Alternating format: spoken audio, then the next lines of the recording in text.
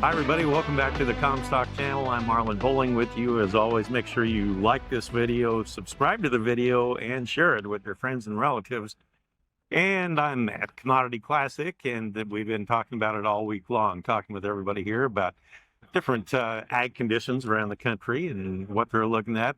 Right now, I'm joined by Lonnie Hoops, or Hoops, as they pronounce it, in his home area there. He's in northern Kansas, close to where I used to grow up, and anyway, 2 miles. 2 miles, 2 miles away. So we know each other really well. He is at Commodity Classic because one of his clients actually cranked out a big production of soybeans. Correct. Soybeans, Asgrow soybeans. Yes. Like what? How did they perform? Excellent. A little over 100 bushel. Actually, should have been close to 107, but Really? With Asgrow beans, and he's done that for a couple of years now with my brand of Asgrow soybeans, and we're thrilled to have him here. So Lonnie and I used to farm in the same local area, and went to school together, and I'm amazed. He was just telling me before we came on the recording here about what kind of production farmers are getting in the Central Plains right now. And for those of you that don't know, I call it a semi-arid area. It was last year because there isn't much rain there. Yeah, well, last year was our dry land in our area was anywhere from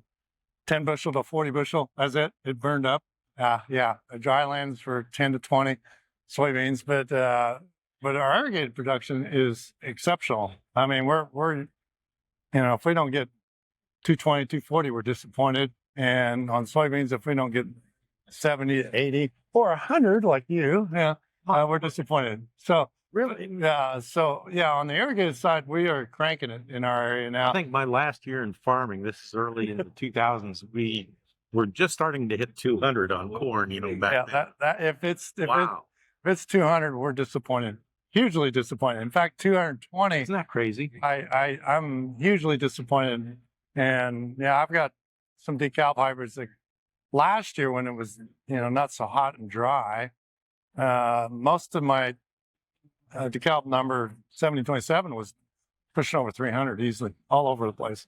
I had field averages last year of 275, 285. So what do you hear from your counterparts in other areas of the country? I mean, you hear other guys and their yield results, from DeKalb or Asgrow or other related companies out there. But I mean, it's the same thing. Have they had high yields like that everywhere? Yeah, you go north. In fact, where Jostin is just north of me, 15, 20 miles. And if he doesn't crank 220, 240, he's disappointed also. I mean, and we moved further north into central Nebraska, and 240 is a norm. I mean, that's irrigated, though. That's irrigated. And we want 270 to 280.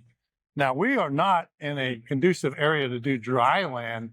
Right. But last year we did have a lot of 200 bushel dry land corn, but it rained.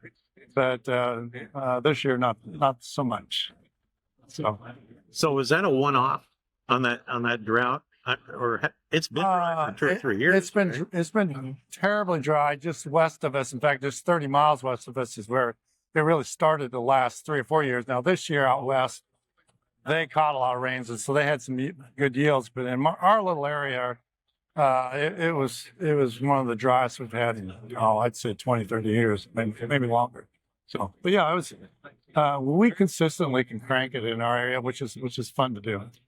Yeah, I mean, if you get the conditions right and where it's irrigated, we're on the Ogallala Aquifer in that area. I say I used to be there, but anyway, you can get some good water, good production if you can keep up with the heat in the summertime. Sometimes pollination is a problem, but these hybrids seem to really be able to take it now. Yes, they do, and they're kind of southern based. They like heat, and they like really a lot of water. So I mean, they excel. These hybrids now are just amazing. I represent Asgrow DeKalb, the Bear Company, and it's fun to sell seed now. It really is. So I'm fascinated. Part of the reason I wanted to grab you aside here and get you to talk for a minute, I know you're busy with the booth and everything, but you noticed any trend change this year on seed orders, early seed orders? Are guys maybe getting away from corn or soybeans a little and shifting to the other this year? Can you tell yet or not, or is it too early? No, it's not too early because I usually know where we're at by the end of December, first of the year. This year, we're leaning a little bit more toward the soybean side in our area. But I am surprised that even at these low corn prices, 375 to 4.25 in my area, that the corn sales are staying very solid, very solid. But there are some more bean acres going to go out, mainly because of the drought. But we've had some moisture this winter, so guys are a little more optimistic. Hey, we're the eternal optimists. So You have to be up. we have to be. I especially have to be as a seed salesman. So there you go. Well, and this may be a little bit of a tangential thing here, but I used to grow a lot of grain sorghum back when I was farming. Does anybody grow that anymore, or do they go with dryland corn? I think last year I sold 7 bags. Really? Yeah, I used to sell 400 or 500 bags. No, that is not a. But it's still big further south toward Texas, right? Correct. Well, further west you go towards 60, 80 miles, 100 miles west of me. Oh, where it's even drier. And south. Then yes, then grain sorghum / milo starts to creep in. Dryland corn in our area is just, it's a new animal that just can take it about as good as milo now, and less weed pressure, easier to harvest, easier. It's just kind of taking over the grain sorghum milo acres. So, something else that we were kind of wondering about here a few months ago with the weather the way it was last summer and during the growing season, I was a little bit of concern about the quality of seed coming out of 2023. Has the company expressed any concern about that? No, in fact, do we need to be worried about that? No, in fact, my shed's full of corn now, and if anything, the corn seed was probably better this year. So the germ rate is okay. Yeah, and the soybeans that I've got are exceptional. They're not tiny, they're big. So I'm very happy with what. But there are concerns within other companies, yes, depending on where their production was. Yes. So that's nice to hear for a change. Usually everything is gloom and doom these days, especially when it's market related, I guess, and you have to talk about them. But farmers, like you say, eternal optimist, and in that area so far so good. How about wheat? Anybody growing wheat anymore there? Yeah, and I actually do sell wheat now. You do? Through the company, through Bear. It's West Bread. That's and I have a few customers that are having some pretty good luck against some of the traditional wheat varieties that are grown in my area. So the hybridization of wheat is coming, and that will be the new thing. With the market so depressed for a couple of years on wheat, is it hard to get guys to look at it again, or are they taking a second look now? Some guys are looking at it as a weed control type of thing now. Really?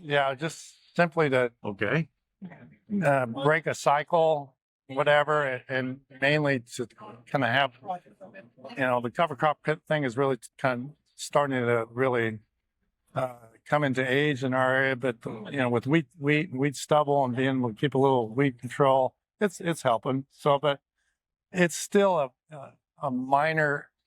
It's not as big as it used to be as when you were there 30 years ago. So what's happening with the local markets out there? I mean, you're kind of on the edge of feedlot country. You're also on the edge of a lot of ethanol production facilities. Yeah.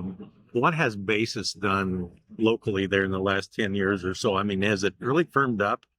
It used to be when I was farming. Last year was fun. Last 35 under back then. Last year was fun because it was way over 20 or 30 over. So it was fun, but with $7 corn. Go figure. But now it's back to that 25, 30 under, 20. Oh, it's back again. Okay. Yeah, it's under, and so that's something that we live with basis in our area. It just depends on who needs it.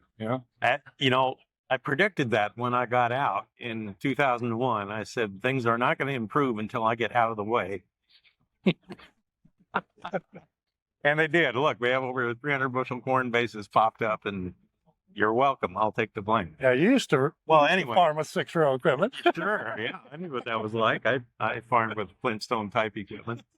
Well, it's good to catch up, and congratulations to you and your customers on doing such a great job, and appreciate the update on what's going on here And good to talk with you here at the Commodity Classic. It's kind of funny. We grew up 2 miles apart. We had to drive about 1,000 miles to meet, but got caught up. Lonnie Hoops, a farmer from Republic County, Kansas, right on the Nebraska border with us. For producer Brianne Hendrickson, I'm Marlin Bowling. Catch you next time on the Comstock Channel. Thanks for joining us on our Comstock YouTube channel.